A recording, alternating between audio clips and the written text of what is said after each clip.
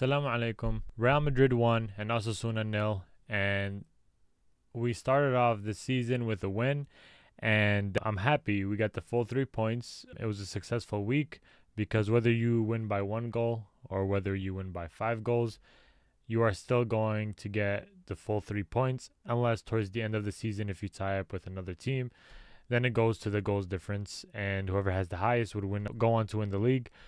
However, I wouldn't say that I'm happy about this performance for a lot of reasons, but I'm going to kind of tackle the main things and the main points. However, I'm not really fully happy with this game, and I wanted to talk about the main issues that occurred in this game, but it's not just only issues because I felt like we also had a lot of success, and there are things that are looking different compared to last season. So as we all know, this was Xabi's first ever game at the Bernabeu and also the first ever La Liga game coaching Real Madrid. And if I'm being honest, you would see that he was frustrated. Whenever the camera was on him, whoever watched the game, whenever the camera is on him, he looked frustrated. I never kind of seen him crack a smile. Even when we got our goal, Xabi Alonso, you could tell that he is not a manager that is just happy with 1 goal, and he is not happy if you get your goal relying only on a penalty. You could see the tactical shift that he has, and I've talked about this in my preview video, how he is going to have his fullbacks push up, and he is going to have Tchouaméni be the support defense. And if you guys watched the match, you saw plenty of times where Tchouaméni tracked back to stop Osasuna's counterattack or their attacks in general. They would form that 5 in the back. So that was a good tactical shift for the whole team. And also something that I really liked, that I think impressed everybody, even in the stadium when you would hear them, is how the pressing worked with everybody actually playing defense. And that is something that everybody has been vocal about, something that even the fans were even vocal about. And you see that, we saw that Vini, we saw Mbappe playing together. And even though that Vini didn't perform well when he was attacking, I think that he did well pressing and winning the ball back, which we saw him do that this game as well. And you see the fans clapping for him even when he got subbed off. We're so used to wanting to see Vini score or assist or has to dribble past players, but that is not the case for every single game for Vini. I know last season was horrible for him, right? But like I mentioned, if you're not going to get on the sheet with goals or assists, then you should play to win the ball back. You should play for the team.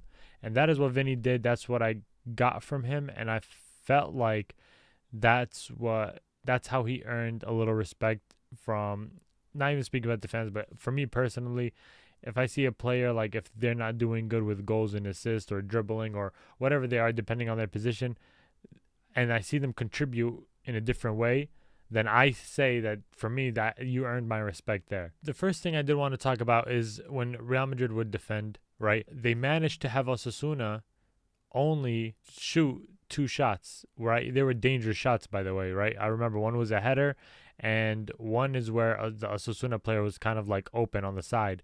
And, thank God for Courtois and for them missing it, because I felt like if they tied it up, I don't see us scoring in any other way. But yeah, Real Madrid did manage to win the ball back plenty of time.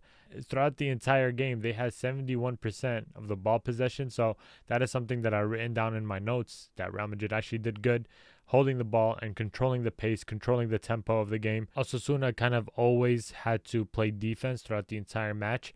And, I can't blame Real Madrid for not scoring as many goals, because if you guys look at the way Osasuna played, they mostly had all their 10 men playing in the back. So, when you have a team that kind of doesn't attack a lot but defends a lot, then it's going to be hard for the opposing side to score. And unless you're not this unless you're not this very great team that has really good chemistry and good tactics and a good mindset, there's no way that you're going to score a lot of goals against a team that plays defense with their entire 10 men on the field. Carreras had a good game. All the defensive players for Real Madrid, they had a really, really good game. There's this one mistake by Trent where he missed the header for the ball, and then that kind of almost had us concede the goal if Courtois wasn't there. But other than that, everything was well, and I was happy with the way Real Madrid defended this entire game. Before I move on to things that went wrong, I felt like I need to mention this. The way Real Madrid would pass the ball was good in some way because that also contributed to them having possession of the ball. But then when you pass and it doesn't lead to anything, you kind of don't know whether that's a good thing or whether that's a bad thing. I wanted to move on to how Real Madrid's attack was predictable to the point where they couldn't even shoot or get a lot of shots on target. So I'm looking at the stats. They shot 18 shots and only 5 were on target. And I can't even remember on top of my head which ones were on target, maybe except 3.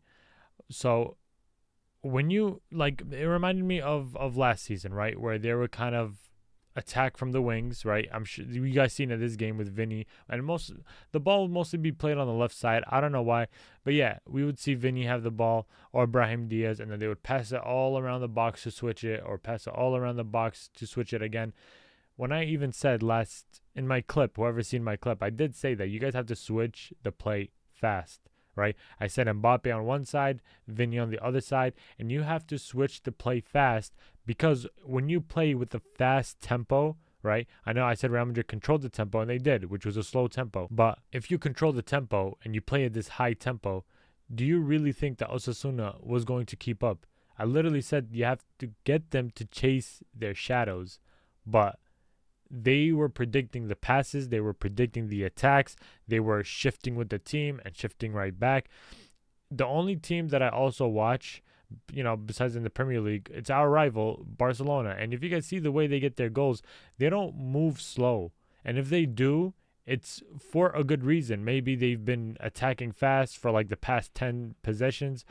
So Real Madrid, they only move fast once a sense of urgency. And something that was really bad, I'm going to hop on from one section to another, by the way, so try to keep up. Something that was also bad, it was in the first half, we only had 2 shots, and that came from our defenders, Huijsen and Militao. That tells you everything. And those shots by them was our best shots that first half. So was this game good? In my opinion, it was not. Did this kind of set a tone for the rest of the competition? It really did not. It kind of reminded them, hey, okay, this is Real Madrid.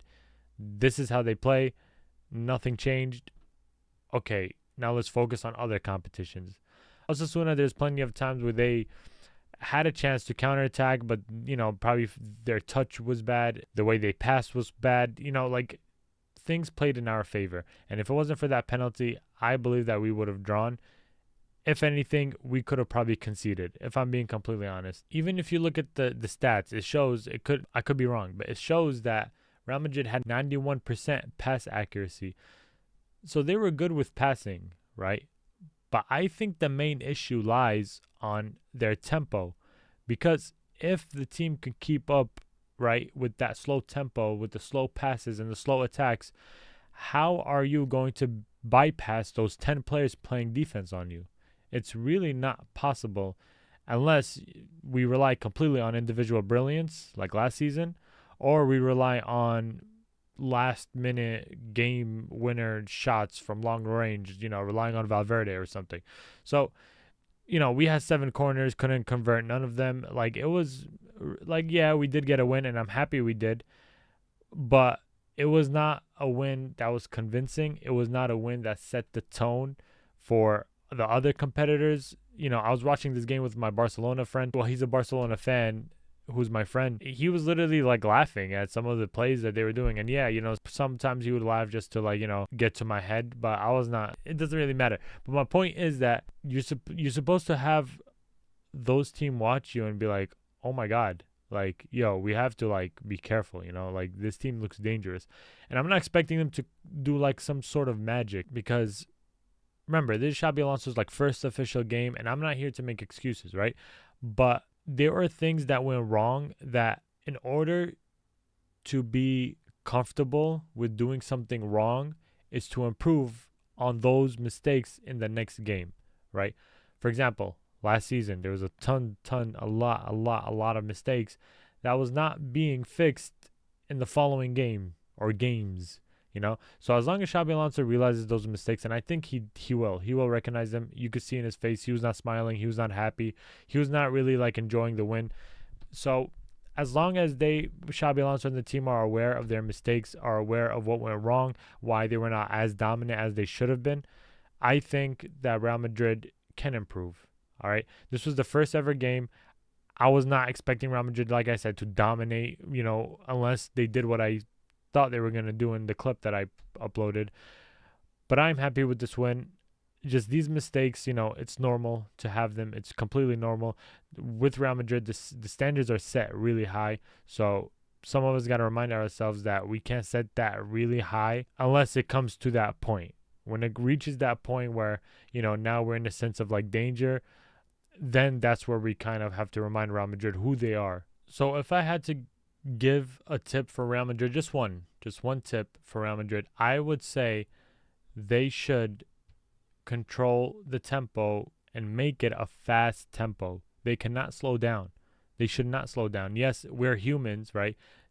And I'm not saying for them for the whole entire 90 minutes to have this fast tempo, but majority of it, when you're ready to have goals and score goals, then you have to make this a fast tempo. You have fast players, you have young players, and you have players who are going to keep up with this tempo that the other team might not be able to. As long as you have chemistry and tempo, I'm telling you, Real Madrid is going to be a scary team, a very, very, very scary team. And I'm confident that Xabi Alonso will fix this team. I'm confident that Xabi Alonso will capitalize on these mistakes, and I'm confident that Real Madrid will be back to the state they were once in. Let me know what you guys think in the comments. Let me know if there's maybe another mistake that I missed, or maybe if the game went better than you expected and I'm just here kind of criticizing. But I did mention the good and the bad. I'm not going to sit here and only mention the bad. I think Real Madrid did really good possessing 71% of the ball throughout the match. So I think that Real Madrid had good, but there's also room to improve. So yeah, until then, Assalamu alaikum.